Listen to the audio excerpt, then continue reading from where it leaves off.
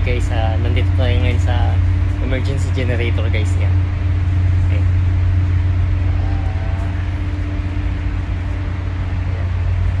Okay guys, ang function ng emergency generator guys, in case na halimbawa yung biglang mag-blackout sa barko, tapos yung supply nung galing sa generator sa makina ay hindi sapat ba, hindi siya sapat, or magka-problema ang generator sa makina ng barko guys, ito yung magba-backup guys. Ayan. Kaya may emergency generator tayo dito sa barko guys. Ayan. Ayan. So explain ko sa inyo kung anong meron dito sa emergency generator.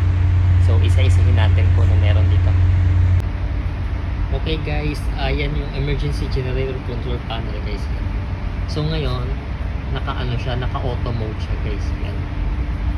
Pag manual mode naman, since naka-auto mode siya, kasi in case na unman sa engine room or basta natutulog lahat ng kailangan naka-auto siya. Yan. Naka-automatic para in case magka-problema, magagana itong emergency generator. Ayan. So pag manual mode guys, merong procedure dito, susundin natin guys. So papakita ko sa inyo kung ano yung procedure ng manual niya guys. So yeah. Okay, emergency generator control panel operating procedure. Ayan, nakalagay to be kept in auto mode and start standby during navigation. Ayan. Number 1 is start. To start the engine, push start button for 1.5 seconds guys. So ayan yung guys, ayan yung start guys. Yan yung kulay green na pindutan, yung number 2 nakalagay. Tapos number 2 stop. To stop the engine, push stop button. Ayan. Ayan yung stop, yung kulay red na button, tapos S yung nakalagay sa baba. Ayan. Okay. So number 3 push. Button together with the unit, select button for temperature, unit change button for pressure. Ayan. So ito pala, itong ibang 3 to 5 na step na to, yan. Iba na yan yung sa pang electrical na in case na magka-problema sa generator. Ayan. Susundin mo lang yung procedure na yan guys. Yan. Basahin nyo na lang guys. Okay, turo ko sa inyo yung pag-start ng manual sa generator, dito sa emergency generator guys. Okay, so dito tayo. Ayan. Manual mode in case of auto failure. Ayan. Nakalagay press manual button. Ayan guys, manual.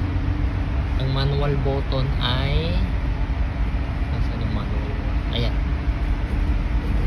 Ayan guys, ang manual button ay ayan yung nasa taas, yung number, may 1 sa taas, tapos pakaliwa yung direction ng arrow. Ayan. Tapos press start button 2. Yung start button nga, ayan. Ayan, yung start ay nasa baba lang ng manual na button na manual. Ayan, yung kulay green. Tapos close ACB by pulling out EG ACB control, then turn clockwise. Ayan. Ito yung kayo pupunta tayo dito sa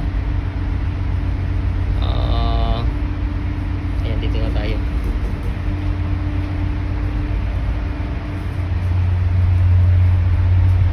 Ayan guys, meron siyang stick dito. Ayan, kukunin mo yung stick na yan. Tapos i-insert mo siya dito. Ayan. Tapos isusundin mo yung position na yan, ayan, may procedure na dito. Ayan. Okay. Susundin natin yung nakasinabi doon na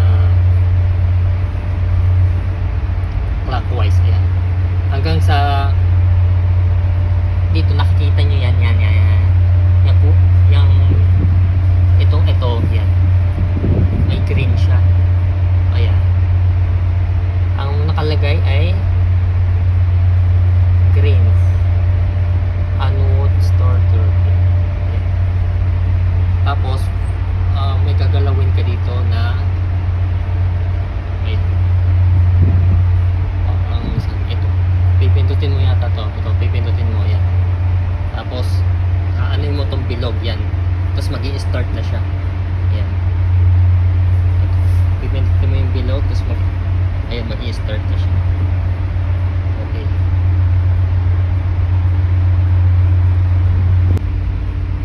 Ayan guys, dito sa emergency generator, meron din siyang ayan. Emergency generator, ayan. Ito sa inyo. Emergency generator engine MGO tank, ayan. Ayan yung capacity niya. 0.853 cubic meter, ayan. Ayan. Bale, 18 oras siya tatakbo. Tapos ayan yung level niya, ayan. Puno yung level niya. Ayan, guys. May laman.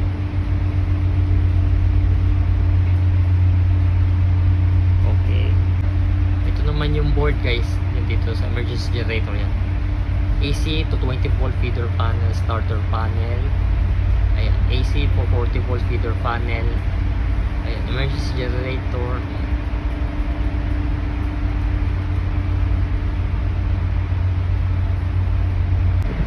Meron din telepono rito guys, in case yan. Kailangan ng communication. Ayan. Okay guys, dito sa vlog ko sa emergency generator, may hindi ako nasamang parts guys. Ito yung emergency generator shut off valve guys. Yung pull handle guys, yung pull handle niya, ito guys, nasa picture yan. Nasa baba. Lahat ng barko makikita nyo may ganyan, may pull handle sa labas. Mali, ang function yan ay mag-stop na, mag-manually isolate ng supply ng fuel. Hihilahin nyo siya guys, yan. Tapos manual control siya in case of emergency, yan, gagamitin natin yan, yan.